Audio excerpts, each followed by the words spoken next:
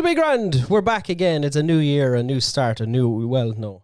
It's the same us. We're still here. My name is Owen, and with me is Dan. Hi, Dan. Hi. What's going on? I don't have a joke this time. Oh, okay. How are you? I'm fine. How are you? I'm good. I apologize.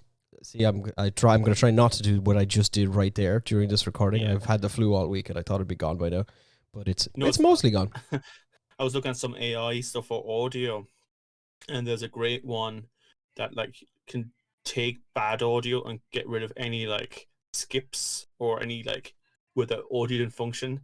Imagine now, in the next year or two, they'll have a sniffle version of that. So you just record probably. And it just gets rid of the nasal sound and the sniffles. Yeah, I don't know. I've tried a couple of them. None of them do exactly what you need them to do properly. Yeah. There's not one yet that I can just go, I'm happy to let that do its thing and I'm not going to edit this at all. Just let you off you go, program. Oh man, give it another year or so. They'll definitely have it. The AI stuff has been insane. Most likely, scary, really. Yeah. How's your new year? How long do you think? I'm grand. Obviously AI scares. No, I just to go back to the AI thing. And by the way, I am fully in support that at the moment AI is not a super ethical thing because it's not sourcing, art that was given by the artist and often is just stolen. So. But let's go beyond that. How long do you think, because it's already had text-to-speech AI, how long do you think it takes until someone just makes a script and then pops it in and they'll just do a podcast?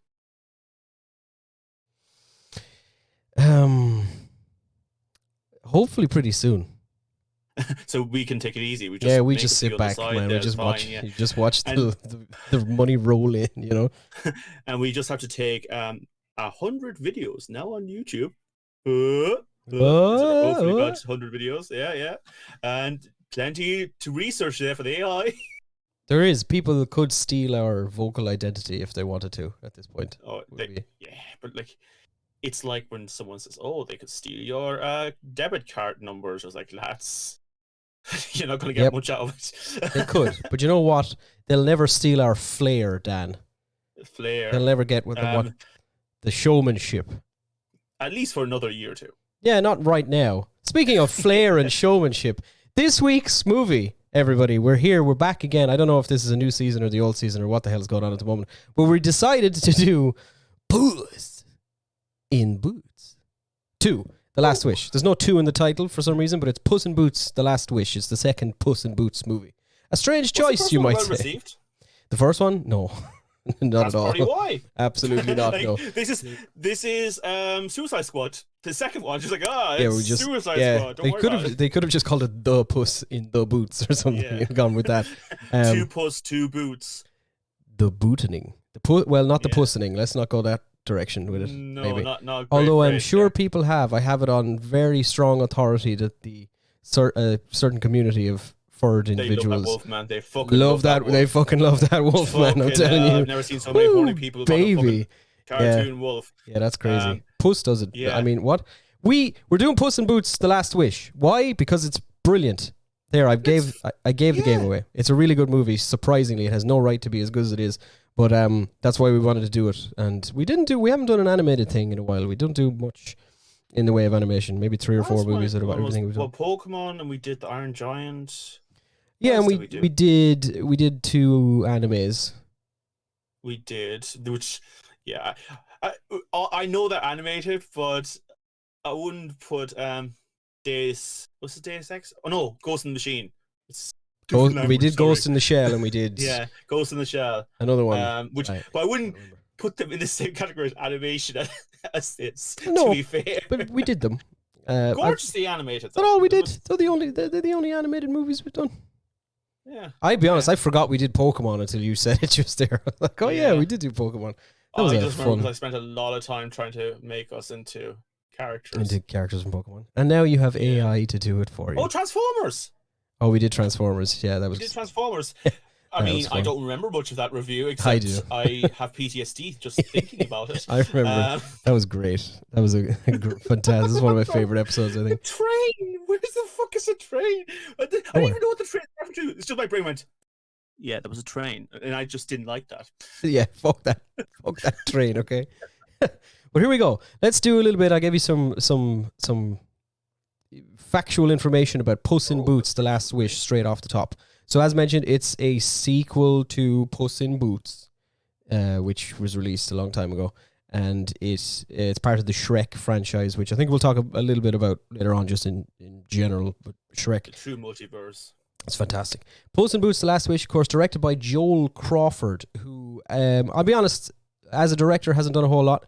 He's been a storyboard artist for a lot of things that we'll have heard of. Of course, one of the Shreks, and also the Kung Fu Panda trilogy, which I'm going on record right now in front of the whole world and saying are very good movies. I quite like the Kung Fu Pandas. Quite fun. Look, they're fun Jack Black movies in my head. They're good. I like them. Yeah. He did some Avatar stuff as well. Some like storyboarding stuff, and like I think he did a few those weird mini episodes that weren't put up, like they're DVD extras. For The Last Airbender, did he? Yes. I think it's like I'm just looking at IMDb, but I knew this from before. Super Deformed Shots. I think it's that little like clip show they have of when Aang like unleashes his chakras or something. He goes into the spirit world and walks around.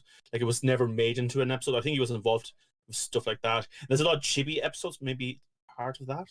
Oh, okay, cool. I did not know that.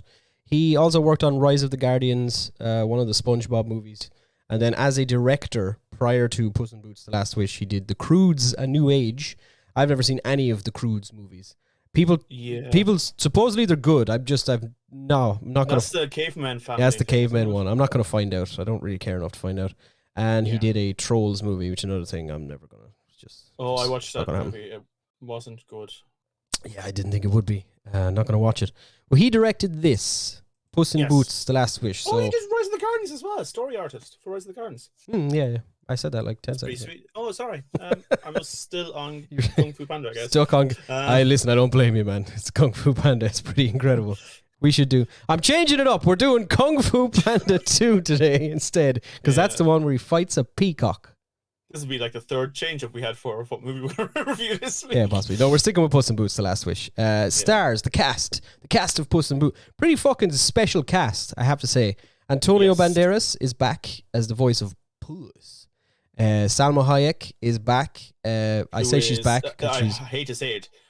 I always mistake her for every other massive Latina actress. Yeah. Which is terrible to say. Which it means is. I probably should watch more Latina and Latino and Latinx movies and probably check it should. out. Well, the GOP have banned the term Latinx, so. Oh no! I don't give a shit. They're trying to save Christmas. It's fine.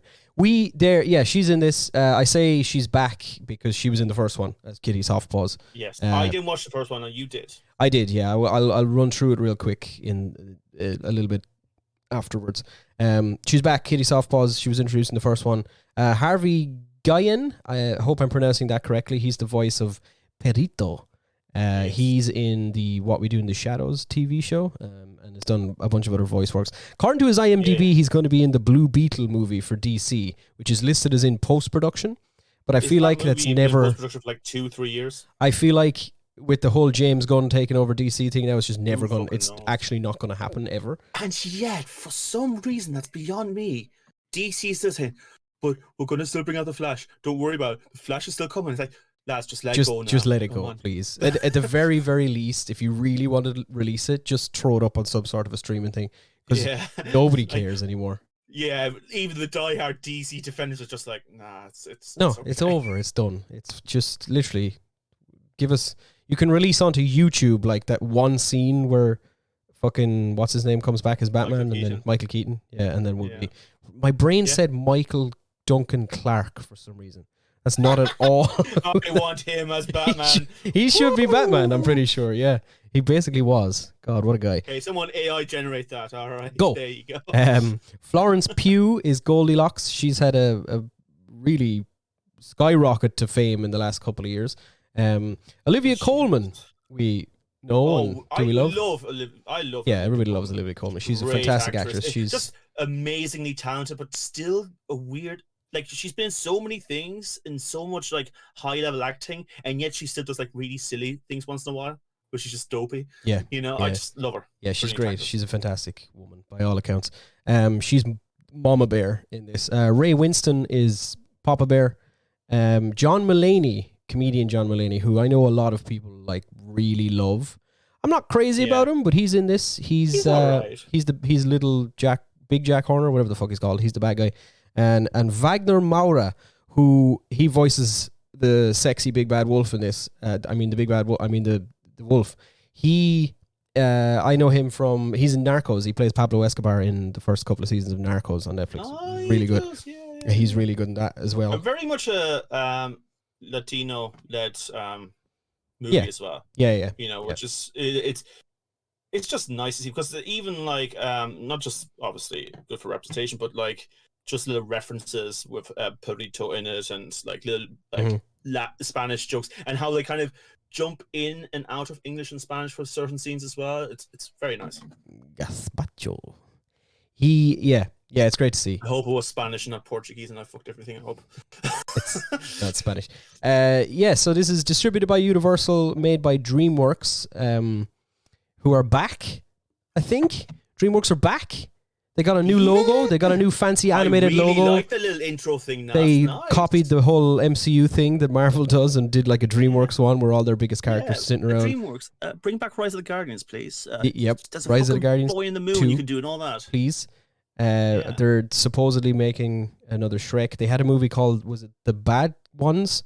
The Bad Guys? Something, whatever they're... Yeah, well, there's another wolf that everyone wants to Another follow, furry adventure. That's also supposed to be really good, but I haven't gotten around to watching yet. Furries are in vogue.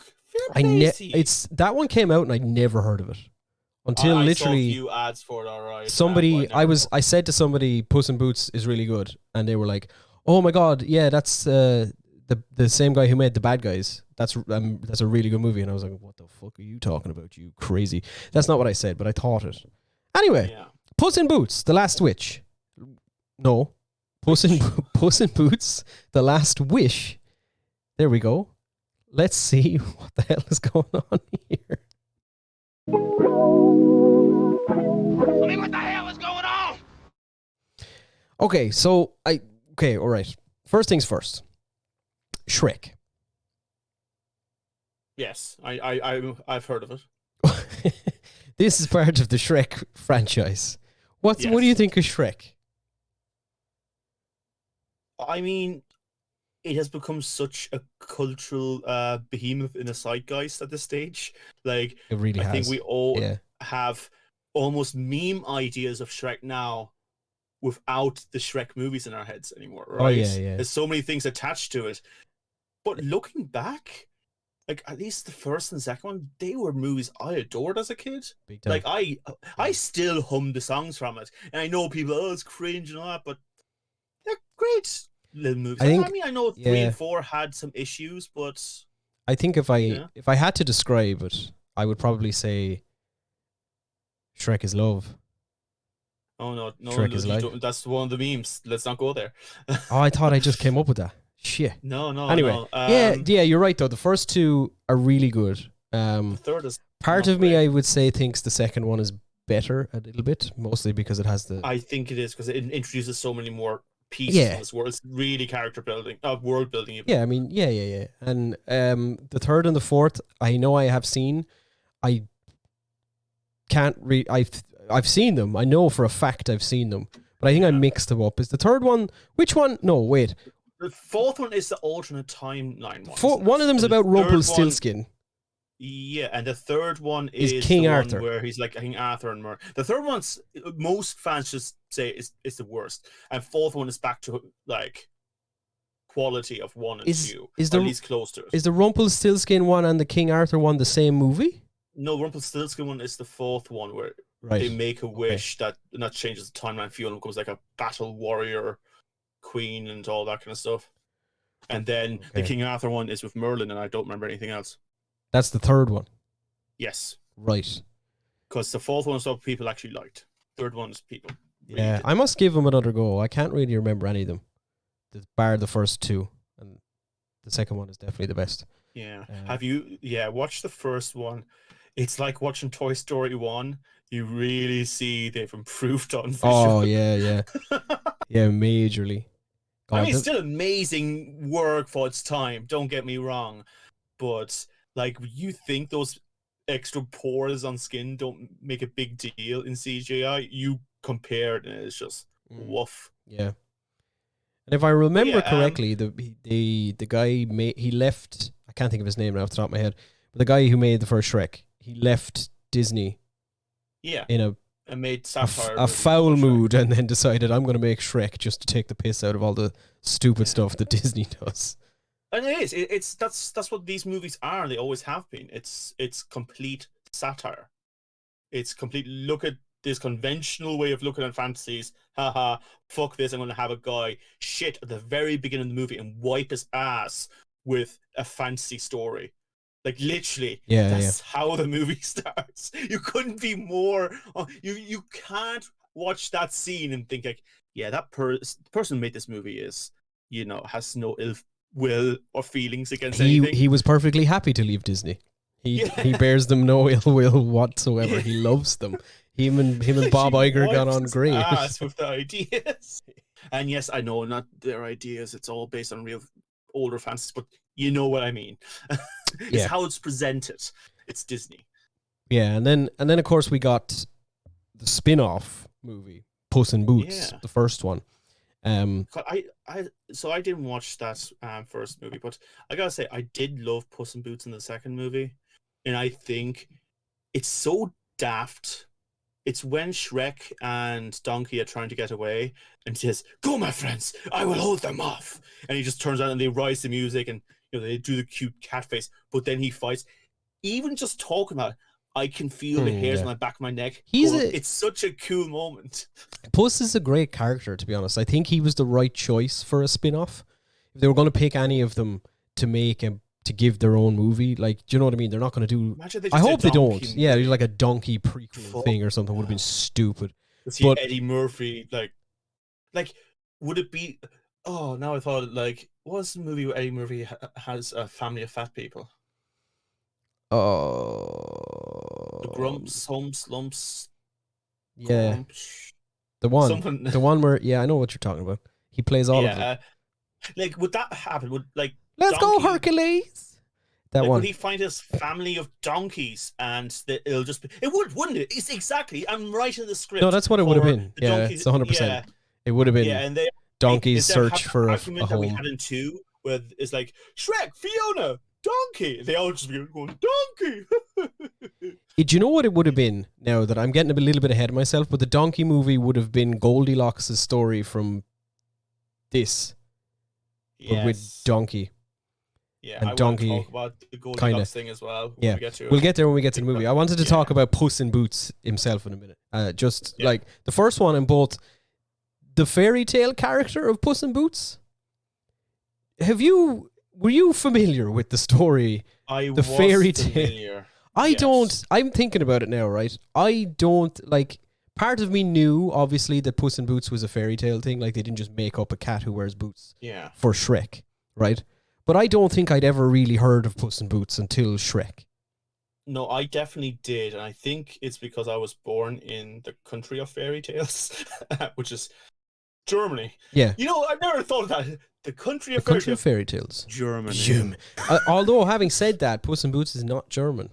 No, but I do. It's like fairy tales are popular in Germany. They are. Yeah, it's definitely. It's part of the cultural. It's just not one that, like, I had a little glance through, like, some stuff about Puss in Boots, the fairy tale beforehand, and like, it's a fucking weird story. I just remember images of like a very normal looking cat, kind of on its hindquarters in these massive boots. Like that's massive boots, and he would have been cat boots. He would have been Italian. I don't know why Shrek was like, let's make him Spanish, Mexican, or whatever, but probably. But they could have made it. Well, why didn't they make him an Italian American then, or something, like a real? Hey, it's a fucking Puss in Boots over here.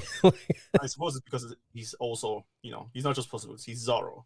They mixed him with Zorro in this. They were like, he's also Zorro, which is perfect. Yeah, to be honest. Because otherwise it'd just be like a very normal looking cat standing in boots or nothing else. It's just like, but I'm Puss in Boots, everyone. Yeah. Do you do anything? No. Nope. Just a cat that wears boots. That's all. Yeah. But no, Shrek, donkey, I can't hold him off. I can't do anything. Why not? You're Puss in Boots. Yeah, I'm a cat wearing boots, pal. What did you want me to do? I don't know how to use this sword. Why do I have a sword? So the first Puss in Boots movie, perfect choice of a character to give a movie to. If they were going to pick anyone, it should have been Puss. The first movie's terrible, right? Yeah. I watched the first movie because I had heard, I kept seeing some like the amazing reviews for for The Last Wish, and I was like, well, fuck, I really want to watch that now, but I'm pretty sure I haven't seen the first one. I'll go watch that just in case. It's awful. It's so bad. It's all the things, even in terms of like the jokes. You know, like this has a lot of like just general cat jokes. Yeah. Like cats doing things and whatever. It does that in the first one, but they're just not funny. It just doesn't get it right. Somebody described it to me as like Puss in Boots: The Last Wish is like they make cat jokes as if a cat wrote them. And the first one is like a human. Oh, so you like mean authentic? Yeah, they're like they really diversified their writers' room. They got some actual cats in there. They just put a cat on the keyboard and like, go. Yeah, go do the thing. Yeah, it's just bad. But to run through the plot real quick, because you don't really miss anything. I'd say the only thing like it introduces Kitty Softpaws in the first one as a character, and the plot of the first one is it's a prequel, so it's set before Puss has met Shrek and Donkey and everyone, whereas this one is set afterwards. So it's like that's who you won was the flashback with the boots and when he was a kid and his owner from the prequel. He has his life flashes before his eyes as a woman. Yeah. Who has, So that's it. Basically, it tells you how he got his boots. It's not told. It's not like Puss is growing up in the movie, but at one point somebody asks him like, "Oh, how did you end up like this?" And he goes off on a big, super long soliloquy and tells the history of him. And he's like, gets all like, "Oh, when I was a kid, as a kitten, I had no family, and I was drifting and blah blah." And he ends up, some woman adopts Puss in Boots as a kitten, and it's like an orphanage for lost kids, but all of the kids in the orphanage are also fairy tale characters. Right. Kind of. They don't go into a whole lot of them. There's like a couple of them that are mentioned, and then one of the other people in the orphanage is Humpty Dumpty. And Puss in Boots and Humpty Dumpty. Him and Humpty Dumpty to become like best pals, and Humpty Dumpty has a secret wish whereby he wants to find the magic beans and climb the beanstalk to get the golden egg to make himself rich or whatever. And Puss is like, yeah, cool, I'll do that. But this is my dream now too. We're best pals. Let's do this forever. And then one day, Humpty Dumpty starts stealing things because he's obsessed with gold. And Puss in Boots is like, you can't do this anymore. I want to be a good guy. And he like saves a kid or something. And the townspeople are like, you're a hero, Puss. Because at this point he doesn't have the boots. But then he becomes a hero. And his mother or somebody gifts him a pair of boots and says, you're a hero now, Puss. And he puts on the boots. You deserve shoes. Yeah, you get to wear shoes now, you dumb cat. And he gets a sword somehow. I don't know where he gets a sword and the hat. He just starts dressing as Puss in Boots. And he's like, I'm a hero of this town. And then Humpty Dumpty tricks him into robbing a bank. And Puss in Boots knocks Humpty Dumpty off a wall. And they have a big falling out. And then like 10 years later, Humpty Dumpty and Kitty Softpaws are like, I found the magic beans. But Jack and Jill have them. Jack and Jill are like fucking big, massive. They're like they're both like 8 foot tall and built like brick shit houses, and they're like in love with each other. Like who John Mulaney played in this, like pretty Jack much. Horners. Yeah, but they're not funny at all. And they have to steal, and then they climb up the fucking beanstalk, and they get up to the castle, and the giant is dead because Jack has already been there and killed him. They steal a baby goose that lays golden eggs. And the giant mother goose comes after them. Turns out Humpty Dumpty was in cahoots with Jack and Jill all the time. And he betrays Puss. And Puss saves the town from a giant goose monster. But the police so all the people are now like, you're a hero, Puss in Boots. But all the police still want him for robbing the bank. So that's how he's Yeah. he's an outlaw who fights for good. Basically, Yeah, that's how he became an outlaw. And that's the first one. It's really, really not good. It's terrible. Doesn't sound good. No. It's not. The jokes, it looks okay. It's not like it doesn't look anything as good as this one. But it looks fine. And there's some bits that are like funny. Like Kitty Softpaws is good. Like Antonio Banderas is good as Puss. Jack Galifianakis voices Humpty Dumpty. And it's terrible. It's just bad. Oh. It's just like most of it doesn't really land. There's a couple of moments that are like, oh, that was kind of okay. And it's just generally not a good movie. And I would say to anybody, aside from getting a short kind of introduction to Kitty Softpaws, if you want to watch Puss in Boots: The Last Wish, don't bother with the first one. They also kind of explain what happens in the second one anyway. Yeah, you just really don't need to. And then I guess at some point after the story of Puss in Boots 1, Puss goes off and meets Shrek and Donkey and everybody and has all those adventures, and then this one happens. Yeah. Also, like, he was meant to marry her and he ran away while he looked at the wedding, which is, again, I mean, as I admitted before, I haven't watched much like Latino movies, but that seems to be a stereotype of those things. Someone abandoning someone at the church. Church. Yeah. Yeah. So, it's just like, unless you want to see, because it's the only part of it that carries on to the second one is it is the story of how Puss and Kitty met, and they fall in love in the first one and stuff, and that's kind of it. Like, if you want to see that, you can go ahead and watch it. But even again, they do it again in this one, so you don't really need to watch it. Yeah, to be quite honest, it's a fresh movie, like. Yeah, and a perfect choice.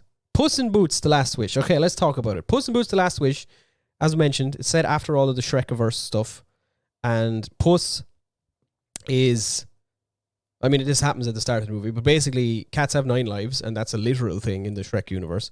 In fantasy world, so that makes sense. In Far, Far Away, cats do actually have 9 lives. It's, I guess they die and then they get reincarnated or whatever. It's not clear if they remember their previous lives. I'm not sure if they do. Well, they do. They remember their previous lives, because that's what all Puss does throughout the movie, is remembering his previous lives.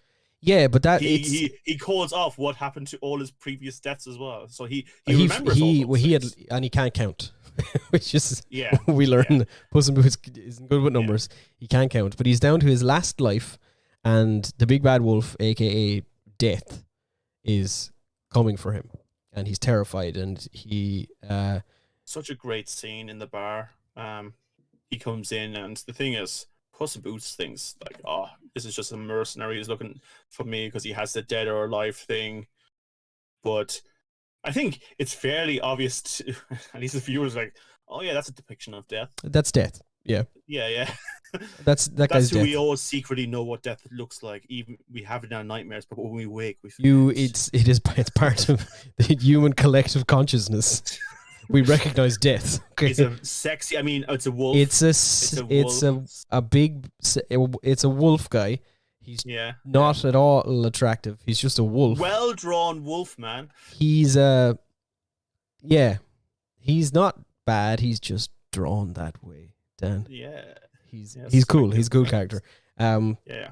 So yeah, that's the plot basically. Just to like. And he's kind of after him.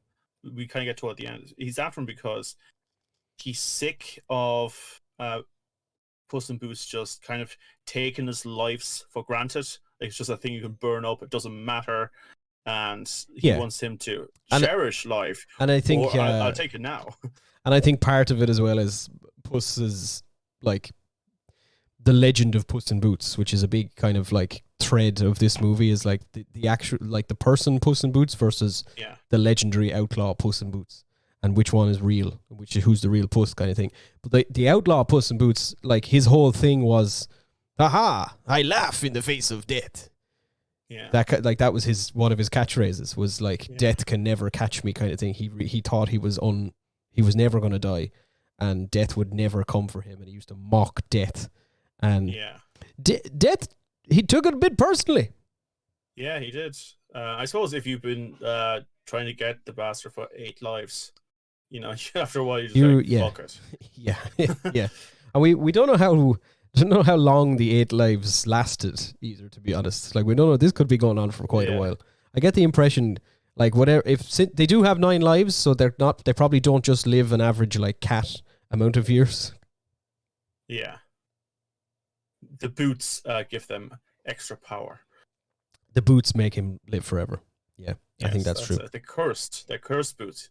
He's actually been looking for his death. He's been quite. He can't. It's like he can't suicidal. get rid of the boots. That's what he's been trying to chase down his own death. Except in this movie where he gets rid of the boots. He buries them in the backyard of his new home, he finds his way back to them. Yes, which is interesting because, so like, can we talk about the bear family? Yeah, sure. I enjoyed them, but they were completely unnecessary for the entire movie to go forward. I mean, they drove him back to being Puss in Boots. I think you could have just had that with Kitty Softpaws. You probably, I mean, you could have used anybody for that, really. I'm just saying, it just seems like they wanted to tack on a story. Maybe they said, look, this doesn't actually have enough traditional fairy tale stories. We need to add something more. So they decided to add a third party. But every time the third party came up, I was like, okay, you're here. Like, I liked them. Like, genuinely, I liked the story. I liked the dynamics between them. It's very heartfelt about, your found family and all this kind of stuff. But I also thought, like, oh, she's definitely going to wish to be turned into a bear. That's the wish. Sure. You thought she was, Yeah. No, not at all. Yeah. I think, now that I'm actually thinking about it, maybe Goldilocks and her relationship with her bear family is a parallel for Puss's struggles to find his own place in the world and his realization that he doesn't need to be a legendary outlaw. He can just be Puss, and people / Kitty and Perito, his family, will still love him. Right. Maybe. I feel like that could have just been done by itself again, but, It could have been. By the way, there was a TV show about Puss in Boots. So I was just kind of like looking down for actors' names. There was? There was Puss in Boots, the Three Diablos. And it's about 3 kittens who are, I guess, the musketeers. And they have to rescue a precious ruby from the evil whisperer. Well, is Puss in it? Yes, he is the big cat behind. Looking like, we know he's a hero, so he's obviously not, but it kind of looks menacing. Maybe he is. Maybe he's the bad guy. Yeah. I didn't know. I feel like maybe I did know that was a thing, and I completely forgot about it. Well, it did better ratings-wise on IMDb than the first Puss in Boots did. Yeah. It got 6.8, whereas Puss in Boots got a measly 6.6. It's that high? Jesus. Actually didn't expect it. IMDb is weird. IMDb is like not as volatile as Rotten Tomatoes. It usually goes around the midpoint unless it's really truly awful or really fucking great. It usually is, I suppose generally. Yeah. But yeah, no, I don't know. Like, again, I'm not hating on it, and maybe they just needed to pad it out a little bit. And the story was great, but it felt like they just said, okay, we need to tick a few more boxes here, add some more fantasy people. Right now, we just have this Kai guy that I think I've only heard that little poem like once. We also get to see Pinocchio for a brief flash in a flashback. We do, yeah. Yeah, he turns up. Which is nice to see. Pinocchio's there. It's just the Marvel fan in me go, oh, reference! He's from the other thing! I'm a master baker. Yeah. Can we just talk about that fight scene at the beginning? Like, I know there were other fight scenes later on that were visually maybe more stunning, but when he's fighting the giants and it sounds dumb to say, the camera work that was done with Boots and how much that it took from movies like Spider-Verse, like the visual, like, painterly style, and so much like when he was swishing his sword around, you kind of gets like swish lines, and they were all 2D rather than do everything within a 3D system. There's a lot of like line work done by hand, and it's so gorgeous, especially like when he swings around this big giant creature. Like, it's really fucking beautiful movie. Yeah, I think that the not to say it like the rest of the story and the script and everything are very good in this, but the animation is incredible. Yeah. It's Like fucking beautiful. And I turned this on and it got to the opening scene basically is Puss fighting this big giant rock monster thing. And about 5 minutes into it, I just paused it and I out loud to myself said, "Why does this look so good?" Yeah. And I said that like 15 times throughout the movie. It has no... Puss in Boots 2 has no right to look this good. It doesn't make any sense to me that they went this fucking hard for Puss in Boots 2. By fuck, they did. And they did.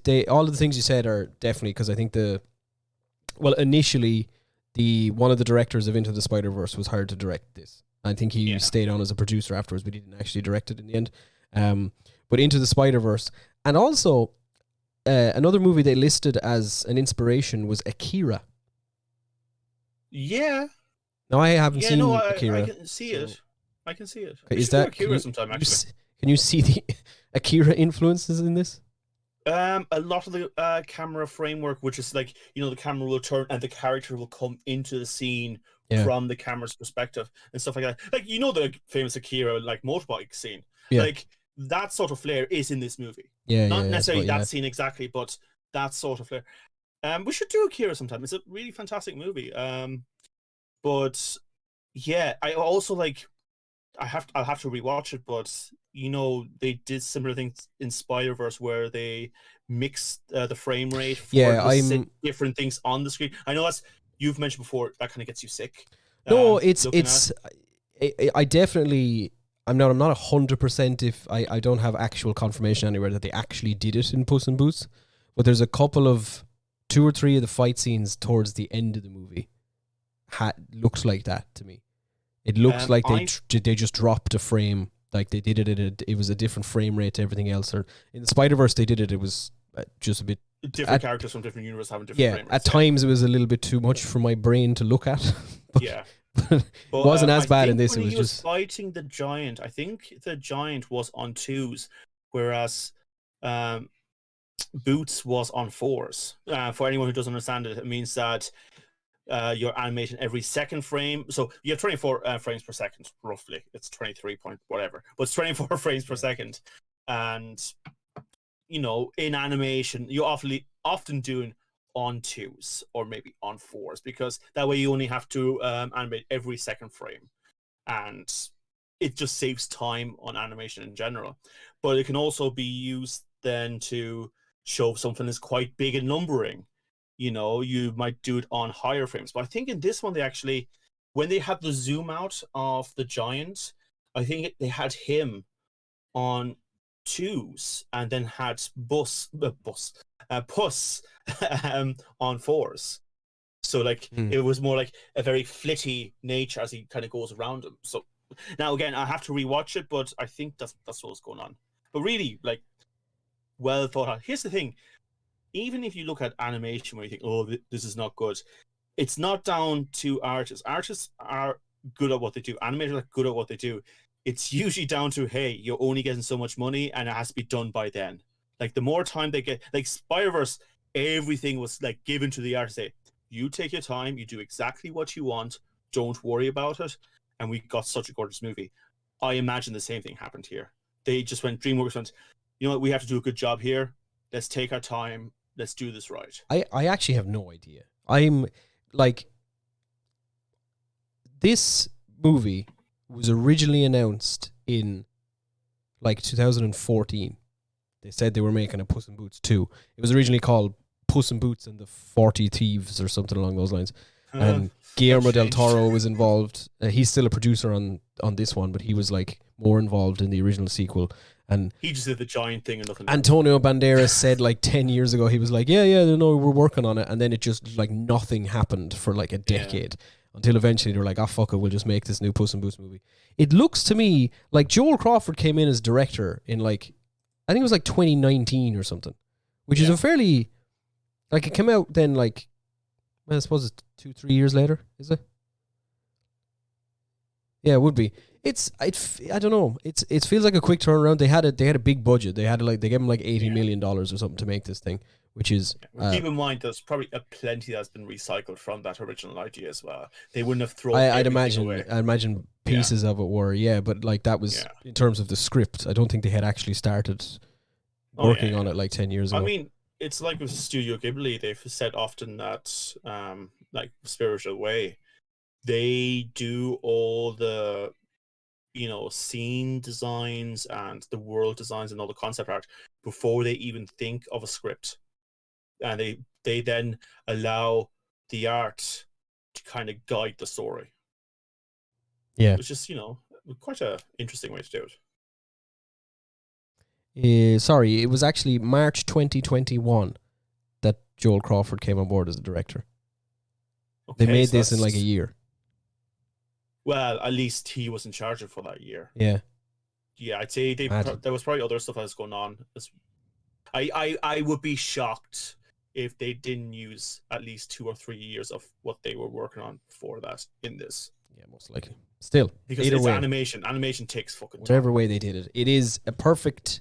This is a perfect example of a movie using its medium to full effect. Yeah.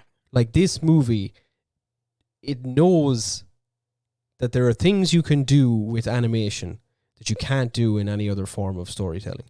And it uses every single tool it has. There's so many. It uses every single tool. That's the most important thing. It doesn't use one tool to do everything. No, it uses it switches things around the whole time as well. And it's just like if they want a scene to depict a certain atmosphere or art style, they know they can use the animation to be part of that. The art style, it remains faithful to the general kind of look and stuff of the characters. But there's so many scenes that if you put them side by side, they could be from different movies. Like they don't like the fight scene with the big bad wolf at the end, and even the fight scene with the troll at the start. Visually, in terms of like the color palette and the tone and the movement of everything is completely different. But it's a lot more painterly at the very beginning, and then like with the wolf one, it's a lot more. It's suddenly they kind of moved away from a lot of the 2D stuff, but went very dynamic instead. It's really like stunning. Yeah, it's beautiful movie, and I suppose it ends. To go back to the Shrekiverse thing, it takes the. I don't want to give too much of this away because it's still out. Just want to say one thing about the movie. We see they enter this land that changes depending on who holds a certain map and what they want from the wish. If you're pure-hearted, it's going to be a lovely time to the star. If you're being a prick or you're selfish, it's going to be a hard journey there, right? And even the transitions between how the world looked animation-wise, like I'm using Blender right now, and I have a very, very basic idea of how like CG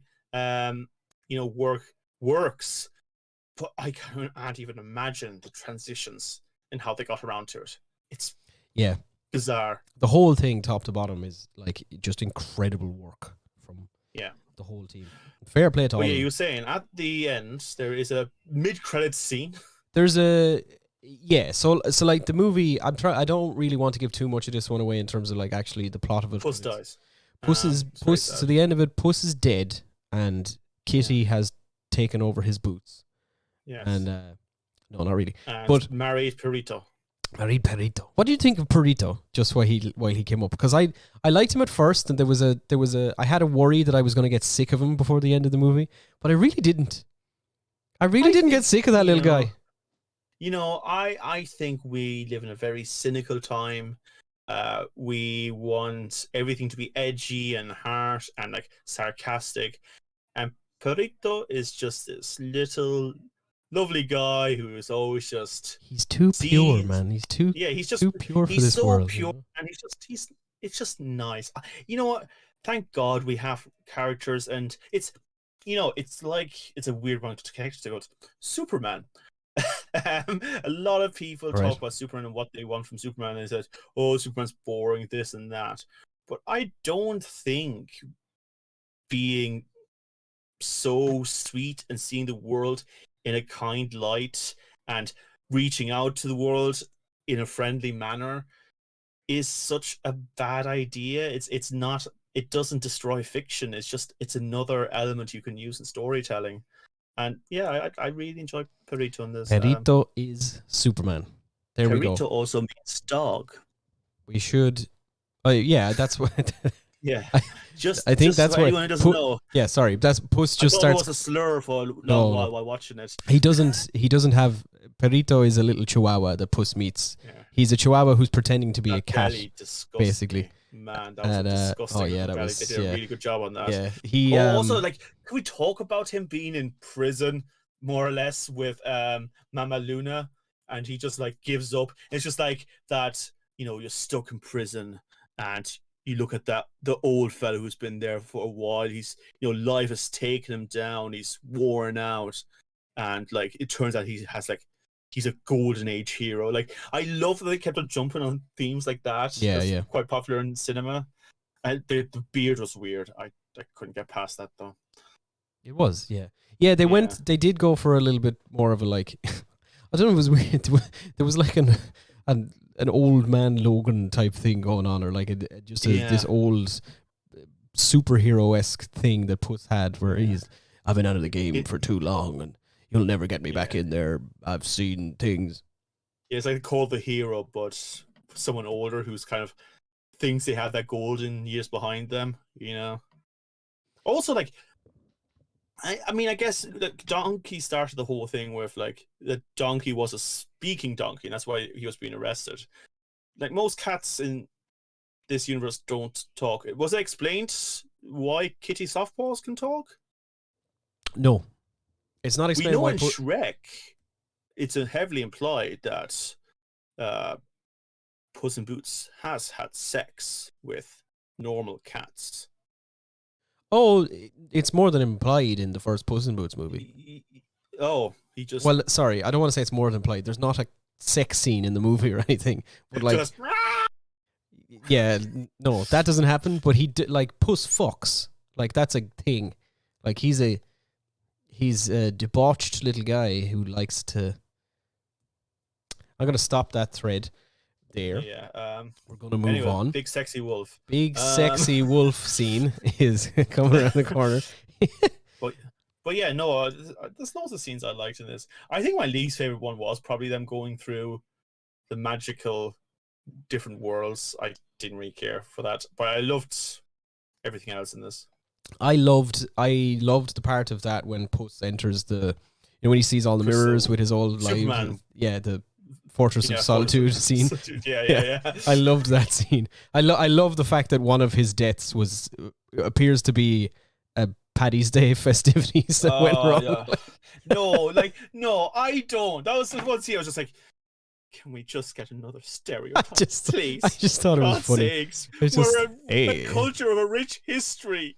Please. And also, I think the way Puss or Antonio Banderas says "gazpacho" will stay with me forever. To be honest, I love it. I love Antonio Banderas. Yeah, he always puts everything into his roles, doesn't he? Yeah, he's fantastic.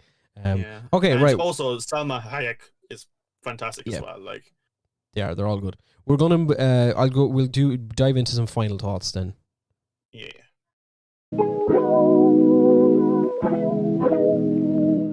Yes, Mr. Frodo.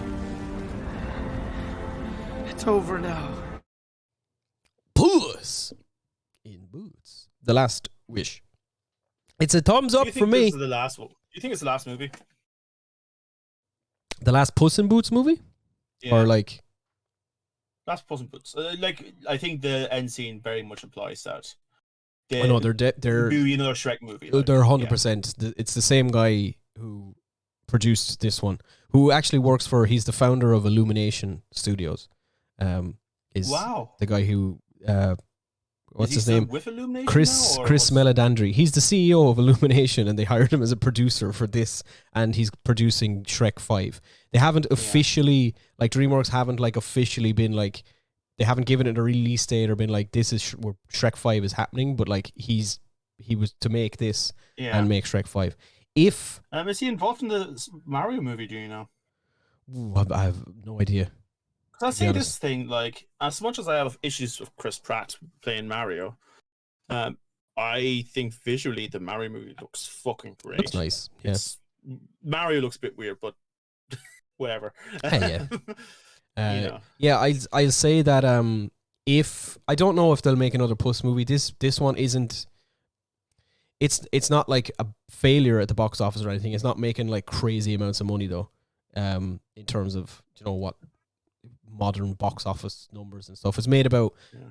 I think it's made about 250 million or so off an 80 million budget. So it's not a failure. Like, it's doing okay. I think this will, like, word of mouth, and when this hits like streaming and stuff, will do a hell of a lot more for this movie. I've seen so many people just saying, like, I feel really weird saying this, but Puss in Boots 2 is amazing. I was one of those people. Since watching I've it, I've literally like, hey, you should just watch it. It's yeah, actually pretty good. like, listen, look, I know this is gonna sound weird, but I watched a movie the other day and it was brilliant. They're like, oh, what was it?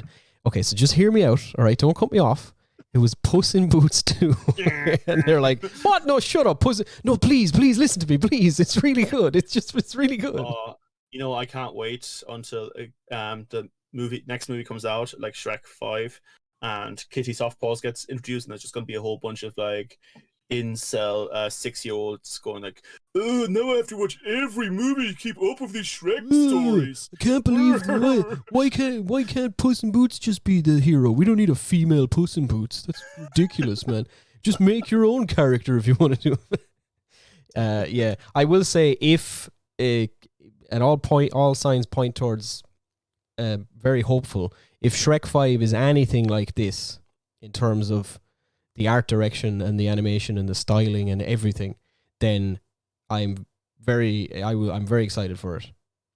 I'll watch the shit out of Shrek 5 when it comes out. I was going to watch it anyway, but like, this has made me so hopeful that like the franchise as a whole and Shrek 5 is actually going to be really good. You know, it's weird. I'm thinking, because obviously I want it to look visually amazing. Is Shrek the character? Does it lend itself, the design, to being that dynamic? Because the most dynamic I remember Shrek being is in 1 when he fights a whole bunch of soldiers, and in 2 when he turns into a human. And where have all the good men gone? And where are all the gods? Yeah. Where's the street? Where's Hercules? Oh, that's we're too good singing. We'll get flagged, the best for the copyright. best. It's just the best. I just love Yeah. this. The best. That's like the music and everything, and like, hit it. Yeah. So good. Yeah, it's so good. Shrek 2 is amazing. Shrek 2 is amazing. I'm gonna watch Shrek 2, I think. Yeah. So yeah, there you go. That's Puss in Boots: The Last Wish. Trust us, please, on this one. Definitely watch it. Listen. Okay. I don't know when I don't know what, because it's DreamWorks. I don't know what streaming platform it might hit when it arrives to streaming over here. Yeah. I mean, it's not going to be on Disney Plus, but you never know. Netflix might get it, or Prime might get it, or something. Whatever the fuck it is, rent it or something. I don't know. Pirate the fucking thing if you want. I don't really care. Just fucking watch Puss in Boots: The Last Wish. It's really good. As for us, in terms of a sequel, I don't know what we're doing next. I have no idea. I don't know either. We haven't really picked one. No, but we'll be back to you with something fun, something we enjoy. I kind of want to do something Spielbergy. His new movie is out next week. Well, that's... There you go. Sounds almost like it's done on purpose. It isn't, by the way. I'm not trying to... Imagine we could do Spielberg. It's about damn time we told the world how good Jurassic Park 3 is. No. He wasn't involved in that. Okay, we're not doing Spielberg, folks. Sorry. He didn't direct that one anyways. It's fine. We'd have to do The Lost World. What's the one about a whole bunch of kids in a train crashed down? It was years ago. And the kids... Some monster escaped from a train crash. A whole bunch of kids chasing. I don't know. Folks, you know what I'm talking about. Figure it out. Anyone knows what Dan's talking about, please. I still watch it, clearly. Letters on a postcard. Because AI did the whole Kubrick thing as well in there. AI is a good movie. Kind of. Yeah, parts of it are good. No, it is a good movie. Lots of Spielberg is good. There's a plethora of things we could pick. I don't think that's controversial. Unless I actually have a friend who, when I heard like the word, like whispers that Superman was going to be Superman's going to be directed by Steven Spielberg, and in my head, that's perfect. Like, small town Superman, that kind of Gaussian blur feel of like the 60s and 70s. Spielberg would do that amazingly. And I sent it to one of my friends and went, God, I hope not. I went, wow, I have different opinions to a lot of people Why? out there. If there's any don't know. director in history who is perfectly suited to make a Superman, Like a golden agey Superman vibe. Oh, yes. it'd be Give Steven me Spielberg. that. I kind of want that to happen now. Yeah, As long as they let Nicolas Cage play Superman at goddamn long last, all right? Did you see that trailer someone made with Nick Cage as Superman? No. They did like a CGI thing and like created an entire trailer of his Superman. Oh. Hey, folks, look, use AI and give us a golden age Superman Spielberg poster. Off you go. Yeah. All right. That's it from us then. We will be back very shortly. Maybe we're doing a Steven Spielberg movie. Maybe we're not. Yes. Who the fuck knows? We will figure it out. That's what's going to happen. Sure, it'll be grand. Yay! Bye.